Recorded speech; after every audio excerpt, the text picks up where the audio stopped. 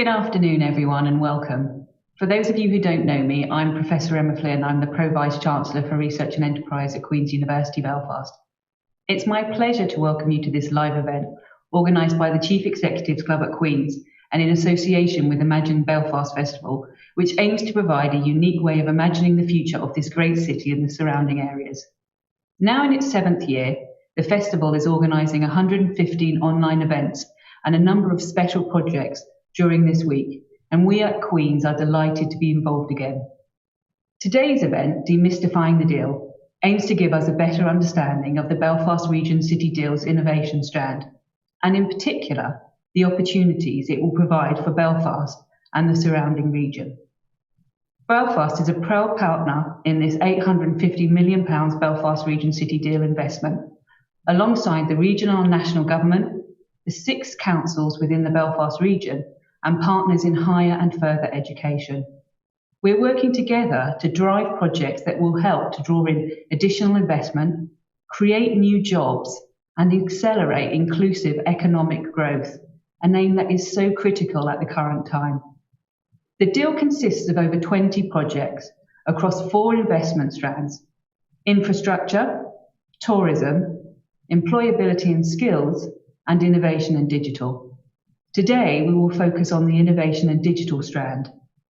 Queen's, together with Ulster University, is leading the development of the innovation piece. This is a suite of 5 projects with a common thread of digital innovation, which together will receive £200 million of capital investment via the deal. The slide now visible shows the 5 different project areas. The projects focused on sectors of regional strength and potential development. These include advanced manufacturing, AI, data science and agri-food, healthcare and medical technologies, as well as the creative industries. They are strongly interlinked with one another and share a close connection with initiatives including the digital pillar of the deal and also the Belfast Innovation Partnership. While the universities are facilitating the innovation projects, their focus has been and continues to be shaped by the future needs of industry. Now, I'm delighted that we'll be joined today for this discussion by a panel of Belfast Region Deal experts. Suzanne Wylie, Chief Executive of the Belfast City Council, Professor Mark Gillan, Chief Operations Officer for Artemis Technologies Limited and Strengths in Places Programme Director for the Belfast Maritime Consortium, and Dr. Godfrey Gaston, Executive Director of the Institute for Electronics, Communications and Information Technology. Today's event is an opportunity to hear about a few of the areas of the innovation strand. Susan will provide an overview of the deal as a whole, while Mark will speak on the manufacturing initiatives in development. Godfrey will also tell us more about the digital technology underpinning the projects and the One Health aspect of the Global Innovation Institute, which is one dimension of the 3 health projects in development. While we focus on these aspects today, we hope to return to the health initiatives in more detail at a future event. I look forward to hearing from our speakers' thoughts around the deal and in particular the opportunities that it will bring to the people of Belfast and the wider region. The format of the event is that we will hear from each of the speakers in turn and I will ask a few questions after their presentation. After all 3 panel members have spoken, there will be time for us to answer your questions. If you would like to ask a question, you may do so using the Submit a Question section on the right of the screen, and I will put as many of your questions as time permits to the panel. However, for those of you that we have contact details, if we don't manage to get to your question, we hope to follow up with an answer after this particular event. So now, without further ado, let's hear from our first speaker. Suzanne Wylie has been the Chief Executive of Belfast City Council since 2014. During her time, she has built a strong relationship with the private and wider public sector, pitching Belfast globally as a great place to live, work, visit and invest. And I know that those of us who do live within Belfast and the Belfast region know that that is very much the case. Susan has led the creation of and significant progress on the city's 20-year strategy, the Belfast Agenda. She's also led the charge to secure the £850 million for the Belfast Region City Deal and believes this investment will be a key pillar in how the city and its region rebuilds and recovers in the wake of COVID-19, with a huge focus on innovation and digital investment to propel our competitive advantage. So Susan, over to you. Thank you very much, Emma, and I'm really delighted to be here this afternoon as part of this Imagine Belfast Festival. I did an event on culture earlier on in the week, which was really brilliant, looking at all of the opportunities for the future. And of course, this city deal is another really significant opportunity for this whole region and of course, Northern Ireland in its entirety.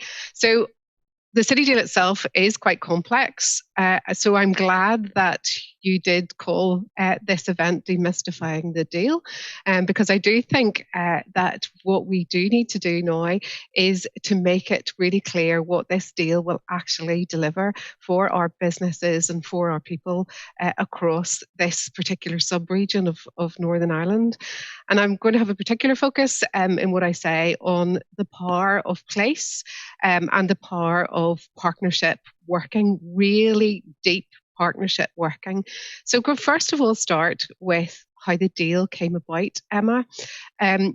We as a region, as most of you will know, lag behind other regions in the UK and across these islands when it comes to productivity in particular.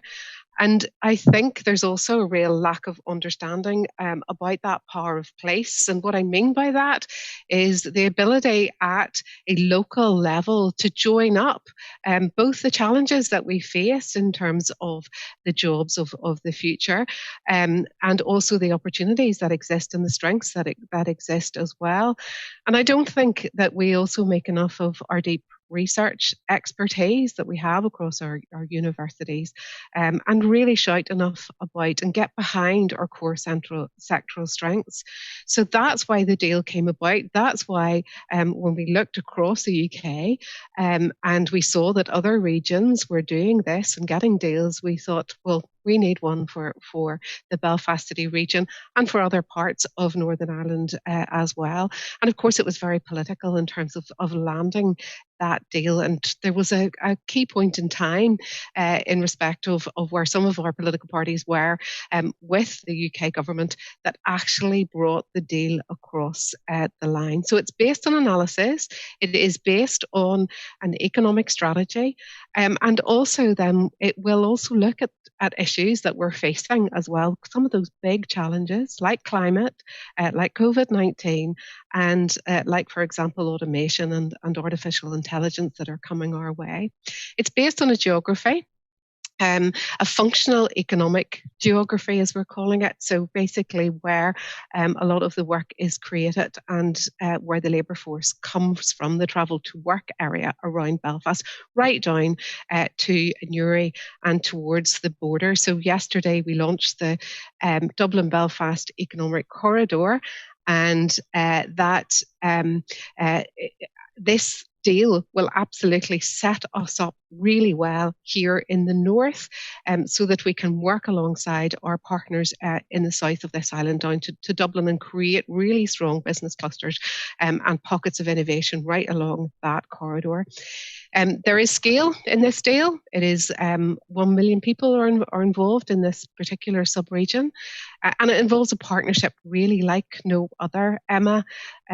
It is a really deep partnership between the universities, between the 6 councils, between central government agencies, between our anchor institutions, between our businesses, because we're all sharing the risk and the opportunities that this will deliver. And there's real strategy alignment here. So this actually will tick the box in terms of our economic recovery plan here in Northern Ireland and also the levelling up agenda that's been rolled out right across the UK. So as you say, £1 billion of investment, and I think my first slide should be up.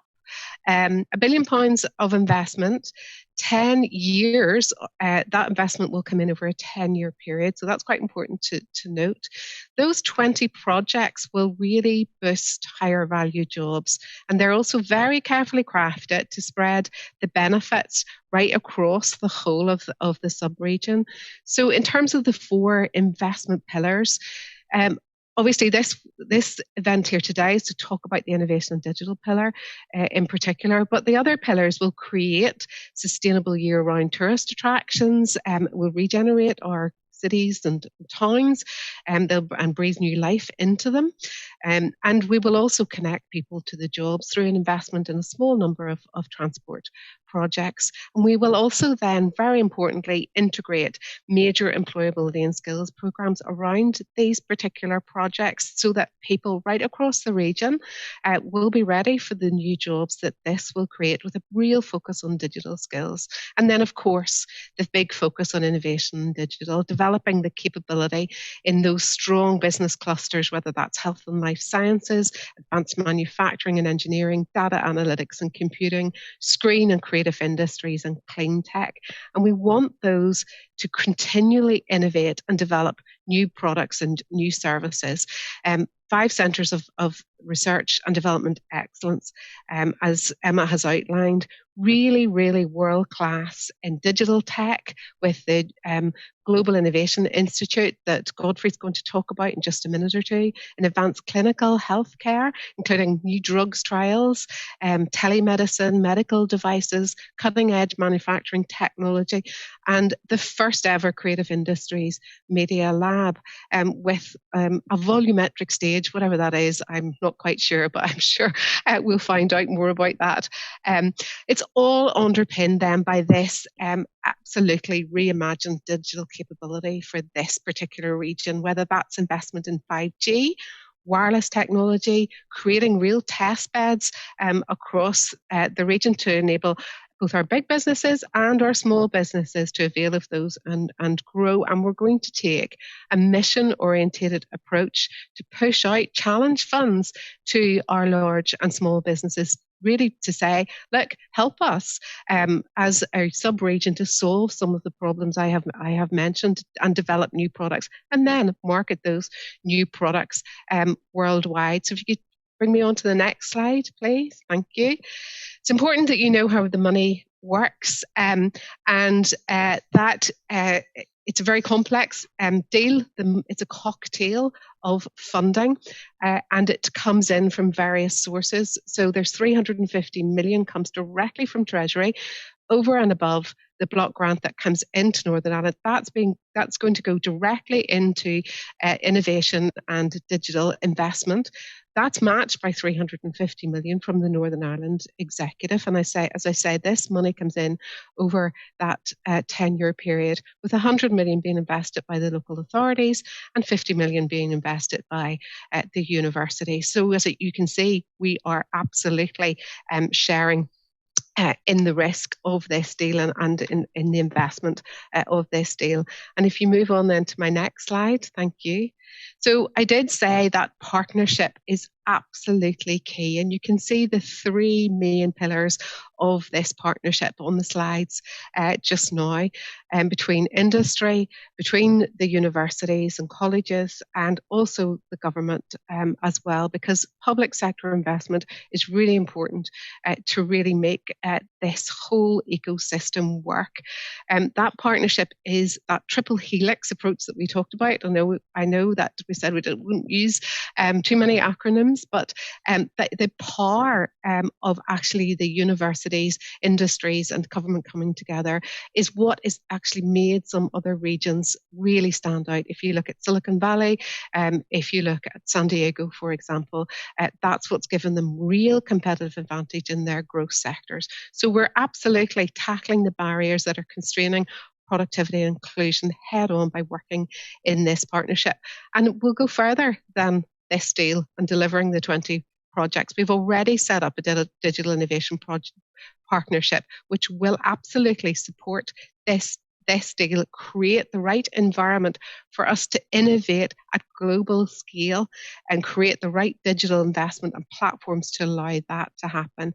And so if you go on to my last slide, then thank you. So this is going to give real tangible outputs. We have said we're going to create 20,000 jobs, and you can see on that slide, hopefully, what those jobs, where they're going to come from, both in the construction of the projects themselves and also once the projects are delivered. But it's actually much more than that. It's much more than the 20 projects. It's much more than those jobs that we're saying are going to be directly created. it is what else we are going to do. These are catalysts for much bigger investments and also much more important partnerships between businesses and the other partners. We are building this digital innovation economy. It won't happen on its own. It needs that right environment built around it. It needs us to invest in the talent. It needs us to invest in the digital connectivity to create access to data and to make sure that we allow our businesses to flourish. So we're planning for our response to the new disruptive technologies. We are writing the underinvestment in research and development that has existed for far too long here in Northern Ireland and creating the opportunities for businesses to go after those investments. And you will hear examples from Mark in just a minute or two as to how that is happening. And we're creating much better routes to commercialisation of some of those big ideas that are happening in universities at this point in time, upskilling our population and really focusing on this power of place to make these projects a reality. Thank you very much, Emma. Thank you very much, Suzanne. That was a great high-level overview of it. And I mean, it's a really exciting opportunity for us all, and it's fantastic, I know, for Queen's to be a partner in this. I suppose my first question to you is about how this is different to the normal approach of government investment. You've touched on a few of these, but what would you say were the big key differences in how we are dealing with the Belfast Region City Deal compared to previous ways in which we've worked together? Yeah, well, I think what normally happens is that, you know, we come up with good ideas and we apply for grants, and we get a grant from government, which is usually a one-off payment. This is very, very different. This is a cocktail of funding, as you've just seen. It's long term and it involves the private sector alongside us. So that £1 billion of investment is also dependent on the private sector coming in alongside us, and also other institutions like the Harbour, for example, is putting money into this particular deal. We're sharing the risk, so I think by creating that different funding mechanism, we can be a lot more flexible about how we tweak this funding going forward, how we add to it, how we attract more, and how we go after those opportunities that are going to come our way, particularly when it comes to innovation. And you'll hear Mark talk more about that. So I think, you know, we can really grasp this whole new way of working and continue to create new instruments for more funding. The challenge funds I've talked about, so some of those will go out the door. There's 55 million of challenge funding within this deal for business. And some of that will go out the door in terms of equity and debt for businesses. Some of it will be competitive grants. Some of it will be through those approaches for small businesses, the SBRI program, Small Business Research Initiative programs that have been run previously, where we put out funds to our small innovation community, ask them to help us solve problems, develop prototypes, etc. And also we'll be putting out more enabling funds for digital infrastructure for those small businesses as well. So very, very different way of working, Emma, that we hope will just be built on and added to over time. Okay, thanks. And I suppose another question that we have is we've been working on this deal now for, more than 2 years, and it's been a lot of work, a lot of coordination, and that's the amount of time that it takes. And obviously we didn't foresee when we were putting it all together that we would be dealing with a global pandemic. So I suppose, you know, in a way, this is incredibly timely that at a point when we're thinking about inclusive economic growth, we're also dealing with that as a more acute need than it was even previously. So can you talk a little bit about how it will address the impact of COVID? And I'm especially thinking about things like our city centre. How is what we're going to be doing going to improve some of the effects of the pandemic specifically within the city centre? Yeah, well, you're absolutely right. We didn't foresee this, and again, this for me, the City Deal is a key recovery pillar, and I think that absolutely has been accepted by the Department for the Economy and the Economy Minister as well. And of course, some industries have been hit more than others. Just take tourism, for example, and of course there is there are projects in this deal about revitalising and breathing new life into our tourist attractions, building new ones right across the region. And for example, in Belfast City Centre, there will be £100 million of investment in a new tourist attraction. That will bring more footfall into Belfast again, and it will sit alongside other projects that the government and council are rolling out as well to make Belfast and other towns and cities right across this region more livable, better use of space, etc. as well, but also thinking about how we create smart districts, and not only for businesses but also for people to live in as well. And I think this deal will really help us to focus on that. We'll also have a big focus on health innovation too within the deal, and of course people are really concerned about their health going forward, and this region can absolutely stand out and solve some of those problems. And of course, developing the skills for the future. We're really aware that there will be businesses closing, that people will lose jobs, and what we have to do is reskill our workforce for those jobs of the future. Okay, and my final question before we move over to Mark is, I think, and it will be resonant with, I think, a number of questions that are coming through on the chat, is that how can we ensure that the research and innovation is going to be deliver inclusive growth, and that we're not just benefiting a small number of large companies, but that we're also drawing in, our SMEs and other, micro companies as well? Yeah, I think it's a really important question, because you could be accused in terms of innovation of creating bigger inequalities, creating high value jobs, and not worrying about the other end of the spectrum. And that's absolutely what we want to avoid. So first of all, in terms of the skills programme will reskill people, but it will also upskill people, and we will be making sure that it's linked to academy programmes, employability programmes, reaching out into communities, making sure that they are ready and skilled up to have these higher value jobs in the future. And also we will be working through all our projects with social clauses too, to make sure that we are, looking at apprenticeships and upskilling of people, keeping the local supply chains going too, and really reaching out to the smaller businesses through those supply chains. You've heard me talk about the challenge funds as well. Big focus on the small business community being able to avail of those challenge funds. And what we're trying to do is really build the capability of those small businesses. They don't have as much cash flow at the minute. They aren't able to invest as much in research and development. We're going to help them with that and get access to those 5 innovation centres that you have set out so well this morning, Emma. Thank you, Suzanne. That was a great overview and a great answers to some very important questions. So next, I'm delighted to welcome Professor Mark Gillard. So Mark is the Chief Operations Officer of Artemis Technologies Limited and the Director of the Strength in Places Programme for the Belfast Maritime Consortium. Mark started his career in aerospace before spending 15 years in various engineering leadership roles within Formula One, most recently as head of the race team for Williams F1.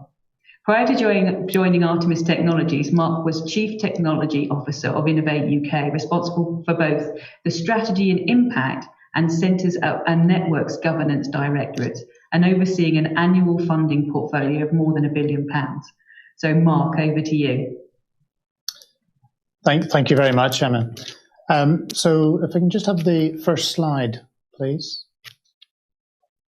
So what I want to talk about is a really exciting activity and project which we have operating in Northern Ireland. As Artemis, we are actually one of the SMEs that Suzanne was talking about.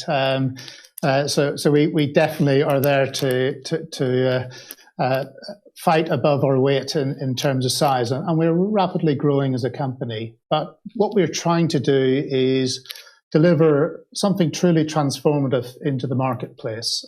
In Maritime, we basically put about just under 1,000 million tons of carbon dioxide emissions into the atmosphere. So about 2.5% of the world's emissions are through maritime. And unlike automotive or aerospace, maritime has been slow to engage on the move to zero emissions. And recently, the International Maritime Organization has decreed to reduce emissions by 50% by 2050. And Artemis's mission as a company is really to lead that transition to zero emissions as quickly as possible. And how we're doing that is using what we call a digital twin to fast track the development of these transformative products. And what that means is using a suite of simulation capabilities, tools, and our simulator, which is a human-in-the-loop simulator, along with mechanical hardware in the loop, to really go from idea, so the light bulb moment, to commercial-ready product as quickly as possible, in as a sustainable manner as possible, and maximizing the return on investment. So we want to try and remove the need to develop and build expensive prototypes and have significant waste in the process. So what I want to do today is just a couple of slides in a very quick 5 minutes to give you a feel for what we're trying to achieve here in Northern Ireland, in Belfast, over the next few years. Can I have the next slide, please? So in terms of Consortium, obviously, if I take a step back, Artemis as a company is an ex-America's Cup yacht team, which we're transitioning into commercializing our intellectual property. But what we're doing is combining a number of different world-leading technologies together to create something truly transformative. So we're combining America's Cup foiling technology, which you may have seen the America's Cup series just finish in New Zealand the last week. Combining that with Formula One energy recovery systems. So we're embedding the energy recovery system from an F1 car, a derivative of it, into the foil, which looks like an underwater aircraft wing. And we're also combining that with aircraft flight control systems. So it's three key enablers all put together to develop a world's first. So we're literally going to fly the vessel over the water, pull the vessel out of the water, reduce the drag, and none of our vessels have any fuel on board. So initially we're using battery energy storage, but we're also looking at hydrogen fuel cell as the next generation on the vessel. We're not doing it alone. We're doing it with a consortium of 13 partners, and actually really proud of the consortium members, collectively known as Belfast Maritime Consortium. And it's combining the two local councils, Belfast City, Ards and North Down, Belfast Harbour. We've got the two universities, Queen's and Ulster, Belfast Met 2. Skills is really important for us. There's no point developing a transformative product and growing a transformative business if you don't have the workforce to grow with you. And by skills, I mean skills through from everything from apprenticeship technician all the way through to postdoc level. So it's a really mixed level of skills. And that's something which really keen on. Obviously then working with large companies such as Spirit and Energy and Power NI, and then with Catalyst and Creative Composites, and then with the support of Invest NI and NIAS too. So it's a really good mix of consortium members, and from the Belfast perspective, we're able to walk around those in non-COVID days within about 10 minutes, and that collaboration is really key. So we're here to develop the vessel that you see on this presentation slide, which is a 300 foot passenger zero emissions water ferry. And we're currently in discussion as a company on global potential sales for a range of different vessels of that type. But we want to demonstrate this actually in an initial pilot scheme between Bangor and Belfast, running at the end of 2023, in the beginning of 2024, as a demonstration. And we're also looking at the first and last mile piece. The other thing is we're going to put in a very small-scale demonstrator, which is what you see at the bottom left of the picture, which is an 11-metre vessel, which will be the world's first ever submerged electric hydrofoiling vessel in terms of the hydrofoil submerged. And that will be in the water by the end of this year. So the only way we can do that is with our digital twin capability. And if I can have the next slide, please. So to do that, what we have is in our CUP campaign at Artemis, previously to creating Artemis Technologies, we invested nearly £250 million in our digital tool capability. Just like motor racing, which is sort of my initial background in F1, America's Cup, what differentiates the winners from the also-rans is the ability to simulate and understand, before you even get into the water, the performance of the vessel. At Artemis, we've taken that a step further in that we work now with a wide range of different customers and a different range of boats. And we have brought over and brought into operation the world's most advanced maritime simulator. And it's here based in our temporary Lisbon facility. So what you see in the right-hand corner is literally behind the screen, the window here. And we actually have a range of customers come in and use this simulator. And that simulator is really to fast-track the development. So when we're putting or understanding how to get the 11-metre boat into the water, we have a complete model of that vessel. And we're able to demonstrate its characteristics. We can do human-in-the-loop testing. We can do the hardware-in-the-loop testing. And we can develop even the larger vessel, the sort of 300-passenger vessel, in terms of the pilot operation within this simulated environment. What we do is we put that simulator right at the hub of the whole development process. So this sort of wheel that you see here very much sort of dictates that process. And we bring the whole design team in. We bring in the testing. So we actually test the foils real time in the loop so that when the pilot is, say, in the simulator and driving the boat and the loads are going through the simulation, it's actually deforming the actual foils themselves. So what we don't want to do is have any surprises in the water. Once you're actually in full-scale operation, it's obviously very expensive and timely to fix any or correct any issues. So we want to do it right at the beginning of the process. So this digital twin process which is what we're developing and what we're really looking forward to develop, not just as part of a UKRI Strength in Places project, but also working with our consortium members and also with hopeful future support from the City Deal, is to really create something not just best in class in the UK, but best in class in the world. And there's a lot of people who will say that their equipment and their capability is world class, but we are very clear in that. What we have here is world class, and what we're looking to do, certainly on the maritime side, will be a number of world's firsts. But what I'm really interested in, and what we are interested and passionate about as a company, and Suzanne mentioned it at the beginning, is the productivity side. As we're building the skills base and growing the business and growing the supply chain and working with our consortium, it's really important that as a nation, our productivity is raised higher and higher. I know too well from my days at Innovate UK that unfortunately Northern Ireland sits at the bottom of the league table in productivity. And when you delve deeper into it, west to east, the picture becomes unfortunately a little bleaker.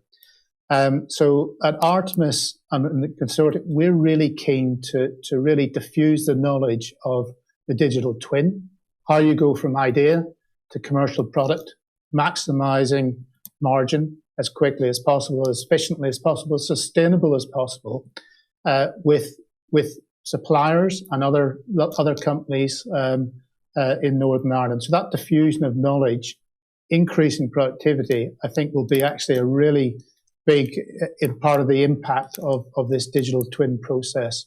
And at Artemis, and I know with our consortium members, we're really looking forward to the journey that we're on, and certainly the welcome, from Northern Ireland for Artemis as a company relocating from England into Northern Ireland has been fantastic.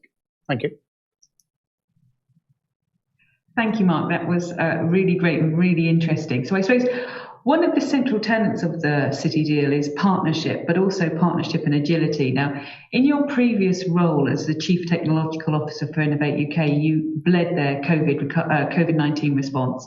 And can you tell us a little bit about the Project Pit Lane, which saw the Formula One teams develop and supply ventilator systems at pace using their digital twin capabilities? Because obviously this is about agile, quick responses to mission-based needs. So we'd be interested in finding out how that happened, what you've learned, and what that means for the City Deal.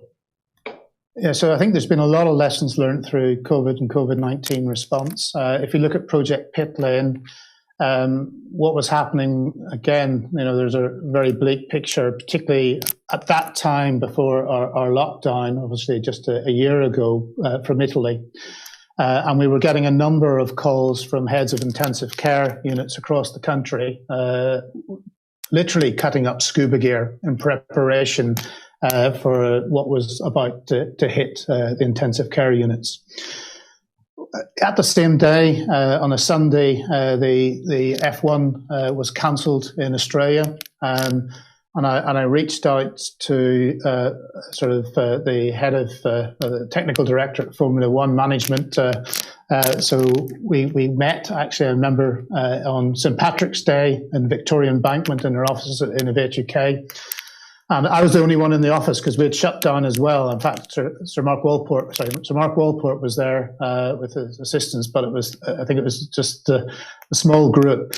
But on that day, which was a Tuesday, we collectively pulled all the F1 teams together. And to be honest, it wasn't much of a push because they had already decided that was what they were doing. So all the F1 teams, their whole supply chain, the Formula One management agreed to work together to fast track ventilator design. And I remember we got a call, Ian Campbell, my old boss, exec chair at Innovate, got a call to say that there was a really interesting, very early stage development ventilator system which had been developed by the NHS Innovation Group, and could we have a look at it?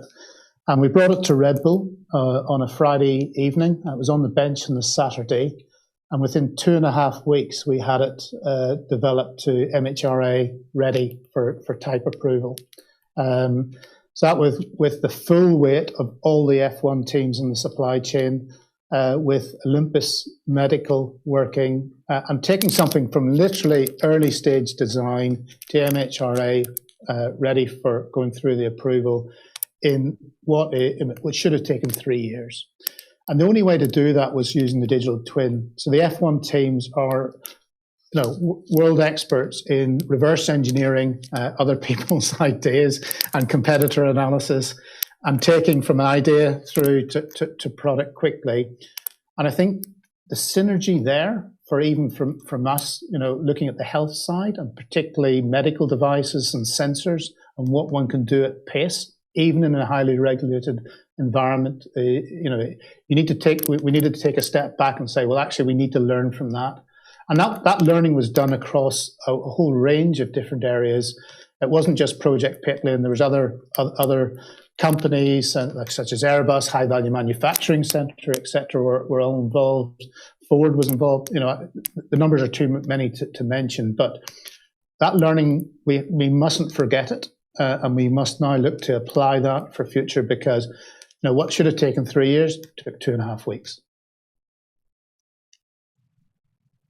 That's great, and I think that's absolutely the biggest learning that we've got to take, I think, in terms of innovation, that we can be much more agile when we need to be. I'm going to ask you one last question, and I'd like a brief answer so we have some time to move on to Godfrey, and then have some of the audience's questions. But it's about, first of all, why you picked Northern Ireland for your headquarters for your zero emissions vessels, but also what advice you would give to Northern Irish companies about, through your experience in UKRI, about how they can work together to establish large-scale funded projects and attracting funding and co-investment support. So why we picked Northern Ireland, we looked at a number of bases across the UK. Simply, Belfast was the best location for us. Deep water port, the ability to engage and collaborate, and that collaboration is really important. The embracing nature of the welcome that we got, and that was a welcome both from government, the councils, the universities, college, and companies wide. Made the decision pretty simple. So it was decided. I maybe have a bias, but I haven't been back home for 22 years. So. But I was with the other exec team, and that decision was made that day on the first day of the visit. So that was easy. In terms of advice, I would say, I think Suzanne mentioned it at the beginning. Again, innovate. If I look at the success rate of Northern Ireland businesses, that success rate is higher than average. We just, as companies, ask for significantly less than the UK average. So when you look at the bold numbers, it doesn't look great, but it's nothing to do with success rate. It's purely to do with the ask. So I think the bold ask and having a strong collective voice, the collaboration is key. And that's collaboration. If you look at our sort of consortium member, that's a sort of collaboration that resonates well with central government in terms of moving things at pace.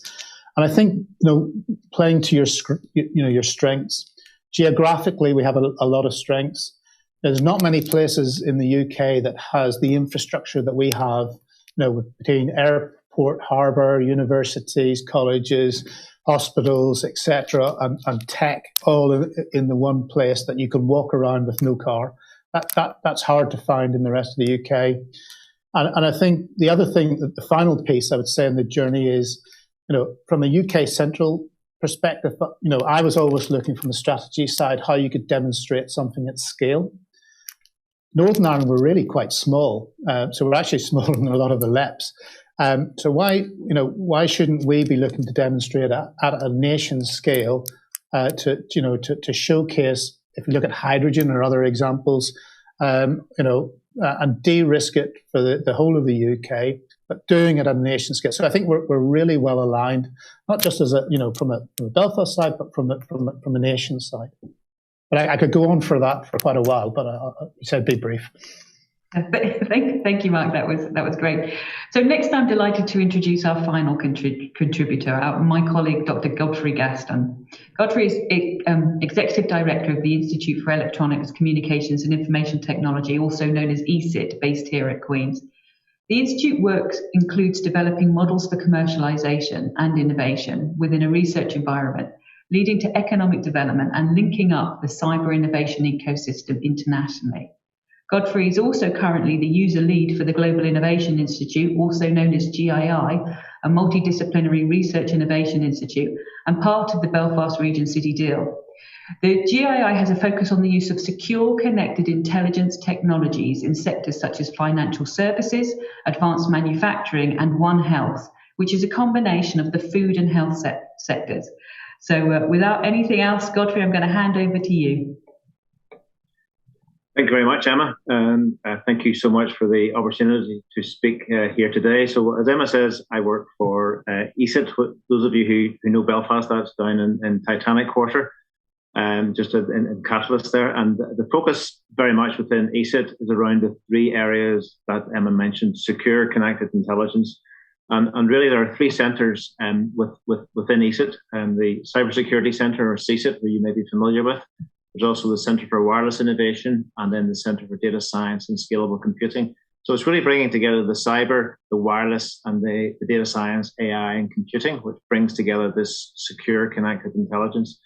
And the reason why I mentioned that secure connected intelligence, because that really is the base on which the GII, or the Global Innovation Institute, is founded, is really looking at how can we use that capability and that technical capability, which is world leading in the region, for greater good, and also for particularly around economic development within the region, as we've touched on earlier. So the GII itself is really focusing on a number of sectors, but again, making sure that we're not diluting ourselves too much and trying to do too many things. So Emma has touched on some of those areas. One in particular is in the One Health agenda. So One Health, as you may not be familiar, is really linking the food production supply chain right through to the health of the individual, and other changes we can make in the food area and the agri-food that has impact later on. And I guess COVID is a point in case. It's showing us, especially early on, the importance of food supply chain, and health data and data analytics, and that whole dynamic has become really important as COVID has shown. So that's one area that we're using that technology to look at. The other areas are obviously we've heard already from Mark around advanced manufacturing and the importance of secure connected intelligence within advanced manufacturing. Then also, it's clearly Belfast and Northern Ireland has a strong reputation in financial services. And again, those areas of secure connected intelligence can be applied also to those sectors. So it's very much getting the balance between having a focus and making sure we don't dilute ourselves too much, but at the same time being able to address these really important sectors and opportunities for growth as we go forward, as well as part of the City Deal. So in terms of the deal itself, in terms of the GII, the focus is it's a 50 million investment. Currently, there are about 180 people in ESIT, and the plan is to grow that to about 500 people over the next 5 to 10 years. Now, those won't all be Queen's staff, just to make that clear. It's very much about co-creation and working together with industry, both large and small, and also in the public sector as well. So I think particularly within health and agri, clearly public sector has a very important role to play in this as well. So that's the aim then, is really to have a multidisciplinary environment, and clearly COVID has introduced an interesting dynamic to that multidisciplinary approach. And I think in many ways it's nearly, in my view, it's nearly strengthened the importance of working together, because we're now more remote in many ways, working from home, etc. Coming together and working and whiteboarding and discussing. That I think that's the area that we've missed the most. I think if we're all honest with ourselves, as COVID, is that interaction and the ability just to bounce ideas, and which we can't really do on so well on sort of the working from home environment. So I think that to me that has really brought home the real importance of this co-creation and working together. So that's currently in terms of that's the size of the deal. In terms of the status, we're literally we've completed the business case for that, and just in the latter stages of getting that approved and putting that through the approval process as we speak. So one other area I kind of want to touch on, some of you may be familiar of the cyber ecosystem that's developed within Belfast, and again, 10 years ago that didn't exist, and now it's probably one of the leading cyber ecosystems worldwide. And people are coming literally from all over the world, from Cabinet Office in London, elsewhere, to say, well, what makes Belfast and Northern Ireland so unique in this cyber ecosystem, and how come we've been so successful? So, and I think really the point I want to make here is that it's really building on that capability and that expertise, not so much around cyber alone, but clearly that was important and we want to retain that, but also how does an ecosystem work? What about the interactions between research, innovation, industry, government, etc., skills, all of that? We've done it before with cyber. Let's retain that, and let's keep doing that up in cyber. Don't want to dilute that, but at the same time, at scale, can we do this across secure connected intelligence? I think that's very much the focus and the aim around GII. It's not just about a research institute part of a city deal. It's actually about being at the heart of a thriving ecosystem. And we've talked about that already, and Suzanne in particular has mentioned the importance of that collaboration and that bigger ambition. So that's clearly building on our successes. This isn't just something new. We've done a lot of this before. It's just developing that further. So I think in closing, I guess to me it's about ambition, and sometimes, and people have heard me speak before, I think sometimes we're one of my hobby horses is that we're down on ourselves sometimes in Northern Ireland. Sometimes we're a little bit conservative, if I can use that word. And let's be excited about the opportunity. That this is an exciting opportunity as the wider deal, and I guess particularly within GII, there is an opportunity for us to do something that really is quite unique. So let's be ambitious and let's be bold. And Mark touched on that as well about the ask, and I think that's key as we go forward. And in closing, a question I quite often ask is, well, for any venture or any project, what does success look like? If you fast forward, what does success look like? So I think for GII, I guess my high level view on that is clearly around, which is why I introduced the ecosystem element. It's very much having that thriving ecosystem at a much greater scale that we currently have. And clearly leading to economic development and being a thriving hub within the region. And I think that's something that's maybe less tangible, but I think it's also around international status. So it's not just being a Belfast centre or a Northern Ireland centre. It's actually being a thought leader in the world. And when people think around these types of approaches, and particularly bringing together these types of technologies, people start to think, oh, right, there's that group in Belfast, or there's that project or that team in Belfast. And I think that's something which it's not easy, and it's a long journey, but I think that's something that clearly we need to aspire to going forward. So in conclusion, it's exciting, it's ambitious, but I think it's the opportunities are great. So over to you, Emma. Thank you, Godfrey. That was really, really helpful. I'm actually going to ask a question that's been coming through. A lot of what's been discussed has already, and the questions that are coming up, we've already answered that, I think, in the presentations. But one thing we haven't touched on, and there's a direct question, is what are the opportunities for graduates within this space? So, what have we learned through our development of ESIT, and going forward to GII, what will we see within that space? Yeah. So in terms of so the dynamic, I think, has changed over the years in terms of skills and opportunities for graduates. I think gone are the days where the traditional route through A levels and through universities, and clearly, and I suppose being employed by university, clearly the universities have a huge important role to play here in terms of developing the skills through the traditional undergraduate, MSc, PhD, etc. But I think at the same time, I think it's important, and we talked about it earlier around inclusion and diversity, but I think there's lots of opportunities for the non-traditional routes as well. So where maybe through apprenticeships, through the Assured Skills Academies, further colleges, higher education colleges, etc. So there are many different opportunities at different levels throughout the both through the GII, but also more importantly with the companies who will be part of the GII. So yes, they'll be looking for for PhD graduates, etc. But I think they'll also be looking for technician type roles and a wide variety of roles. So I think the exciting thing for me is no matter what your background, no matter what your skill, current skill base, there will be opportunities for sure, and I think that's the new world that we live in, which is, I think, it's got to be welcomed. Okay, thank you. I'm going to ask another question to Suzanne this time, and I'm going to read it verbatim, so you can answer it directly as well. How much has been spent so far, and why is it taking so long? So Suzanne. Okay, Emma. Thank you for that one. Yes, so it has taken longer than than we would want it to take. Absolutely. So first of all, we acknowledge that. But this is, as you can see, the complexity of the funding arrangements is really complicated.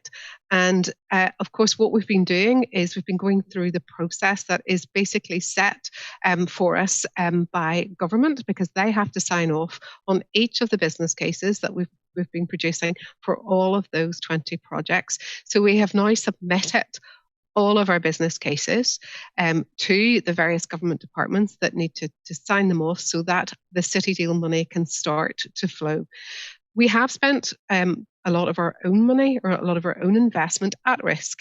So that involves councils working up their business cases, the universities working up their business cases as well. So significant amounts of money have been spent, but none of that 1 billion investment in the actual physical projects has yet gone out through the door.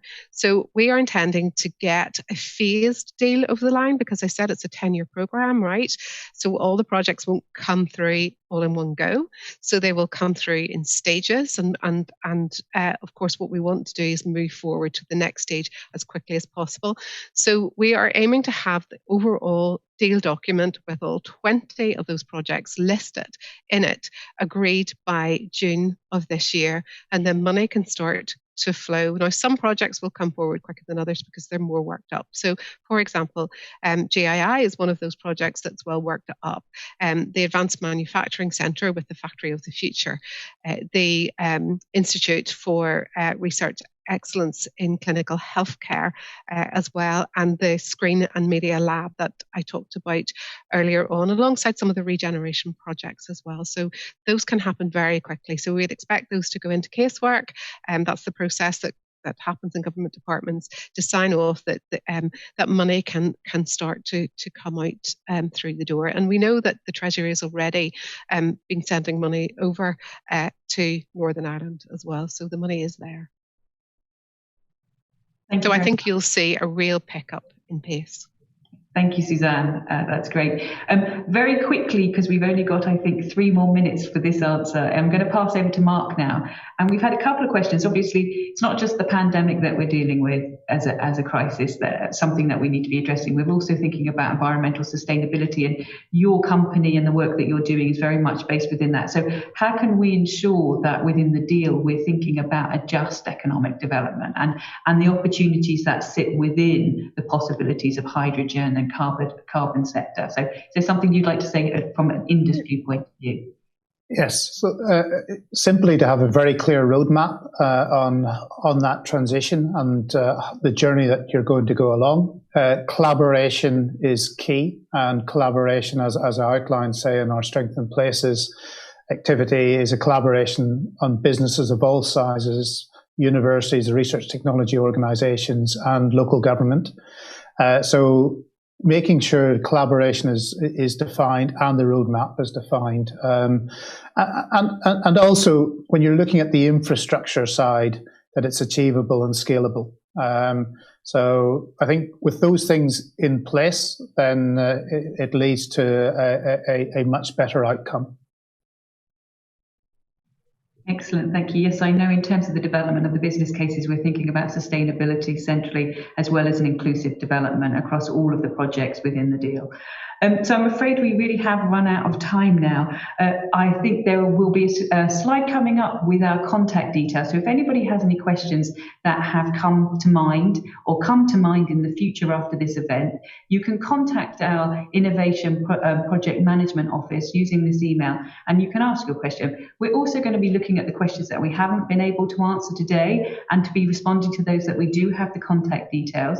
Equally, for each of the innovation projects, they're going to be developing a podcast. Ulster University and Queen's University will be developing and having a podcast that explains those particular projects and talks more about the opportunities that there are within that. So the final thing that I need to do is just to thank everybody who is on this call. So first of all, to our panel members, to Mark, Suzanne and Godfrey. Also to the everybody who's done all the behind the scenes work, so the Chief Executives Club and Imagine Belfast Festival. And I'd also like to thank everybody who is listening and have spent time writing questions and reflecting on this incredibly important and positive opportunity. So just to channel Godfrey's final comments, that this is a really exciting opportunity for us and can make a significant difference at a time when it's really, really needed. And we really want to do this in partnership with everybody. So we want to hear from you and we want to take you along with the journey. So we look forward to working with you in the future. Thank you, everybody. Goodbye, and looking forward to working with you in the future.